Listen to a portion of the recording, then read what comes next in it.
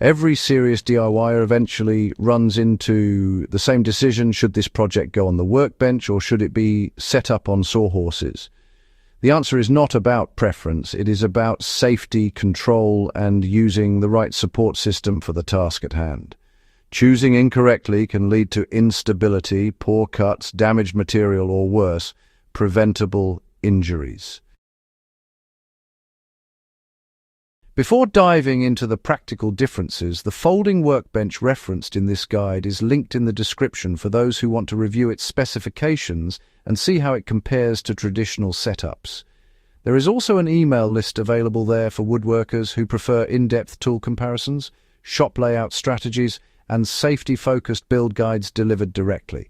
Now, let's examine when each option truly makes sense.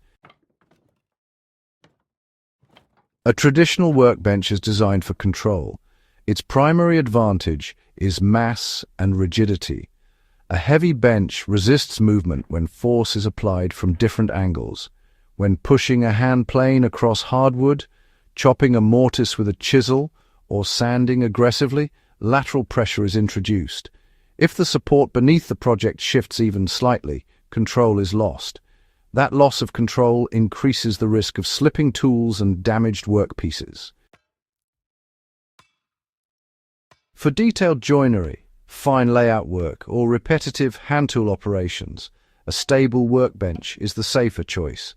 The ability to clamp securely without flex in the surface makes a significant difference. The bench absorbs vibration, stabilizes the work, and allows the craftsperson to focus entirely on accuracy. However, workbenches have limitations. They occupy permanent space.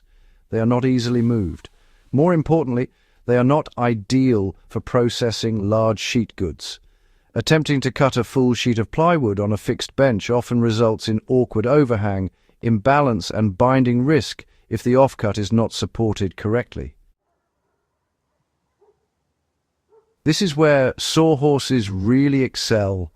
Sawhorses are built for support and clearance. When breaking down longboards or sheet goods, the material needs to be elevated, allowing the blade to pass completely through. With the right spacing, Sawhorses create safe cutting zones. The offcut can just drop away naturally without pinching the blade, and that actually reduces the risk of kickback when you're using circular saws. For rough cutting lumber, trimming decking boards, or handling long stock outdoors, Sawhorses are often the safer setup.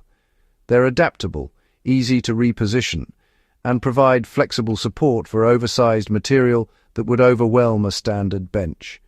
The weakness of traditional Sawhorses shows up during tasks that really require stability and clamping. Without a solid top or an integrated holding system, boards can shift.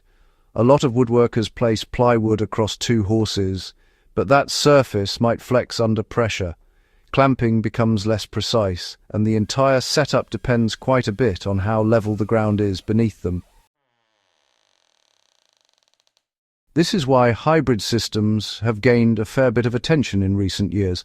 A folding platform like the Works Pegasus 2-in-1 folding work table and Sawhorse tries to combine the stability of a bench with the flexibility of Sawhorses.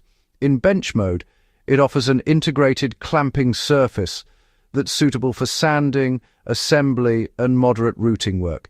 In Sawhorse configuration, it supports heavier loads for cutting operations, all while maintaining portability for woodworkers who don't have space for both a permanent bench and multiple Sawhorses. This type of system can really reduce equipment without compromising safety. It sets up quickly, locks into position, and folds away when the job's done. That's important, especially in shared garages or driveways where tools can't stay out all the time. Safety ultimately comes down to matching the task to the support system. When precision and lateral force are involved, a rigid bench is just superior. When long stock and cutting clearance are needed, Sawhorses are safer. When mobility and space efficiency matter, a folding hybrid offers a really balanced solution. Many accidents in DIY environments happen not because of poor skill, but because of unstable setups. Boards shift, surfaces wobble, cuts bind. The The safest workshop isn't necessarily the one with the most tools, but the one where the right support is used at the right time. Understanding when to rely on a bench and when to switch to Sawhorses absolutely transforms workflow and reduces risk. It improves cut quality, minimizes strain, and makes each project more controlled from start to finish.